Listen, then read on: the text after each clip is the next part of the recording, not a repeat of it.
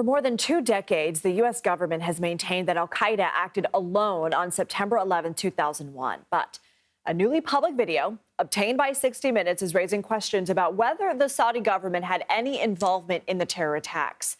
A man who the FBI says served as an operative of the Saudi intelligence service and was closely tied to 2 of the 9/11 hijackers is seen on this video at the Capitol. He filmed it back in 1999, within 90 days of the time during which a former FBI agent says 9/11 targets were being decided. Omar al-Bayoumi is heard referencing a, quote, plan in the video.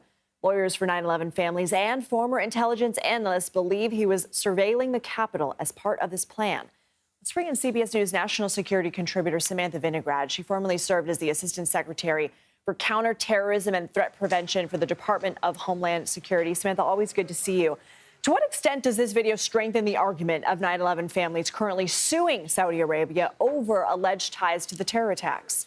Lindsay, thank you. And to put this in context, let's remember that the 9/11 Commission did assess in their public findings in 2004 that there's no evidence that the Saudi government as an institution or Saudi officials individually funded al-Qaeda. At the same time, since 9/11, there have been ongoing investigations into various Saudi and other nationals for their potential ties to al-Qaeda and roles in facilitating the attack. The video that CBS exclusively obtained and which aired yesterday does show an individual of concern, Omar al-Bayoumi, ostensibly taking a home video, really, of sites in Washington, D.C. It is worth noting that al-Bayoumi is believed to have had ties to Saudi intelligence. However, the underlying theory of the case is that he did have ties with 2 9/11 hijackers. 15 of the 19 hijackers were Saudi nationals and provided logistical and other financial support here for them in the U.S. He's denied any links to al-Qaeda. However, there were ongoing investigations. I will note that the footage in the video that we aired is and was publicly available information. So I don't personally think it is a smoking gun that ties al-Bayoumi and the Saudi government to the 9/11 attacks. But at the same time, it is important that these critical cases play out in the courts. So that said, since it's not a smoking gun, does this impact relations at all between the U.S. and Saudi Arabia right now?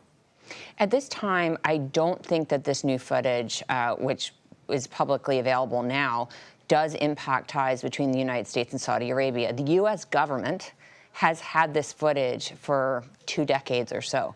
So the U.S. government has known about this footage for a significant amount of time. So I don't think it'll materially impact bilateral ties between the United States and the Kingdom of Saudi Arabia.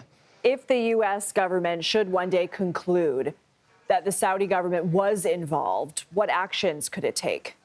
Well, as we recall, the U.S. government invaded Iraq for what we at the time perceived to be their links to 9/11 and similarly took military action in Afghanistan as well. However, 9/11 happened decades ago, and if there was an assessment that the Kingdom of Saudi Arabia was directly involved in 9/11, I do imagine that Saudi officials now would say that they had no part in that and that it was, frankly, distant history, and would seek to distance themselves from any allegations that happened in 2001, Lindsay. Okay. Samantha Vinograd, thank you. Thanks. Add a note to viewers, a full report of this story will air on 60 Minutes this fall.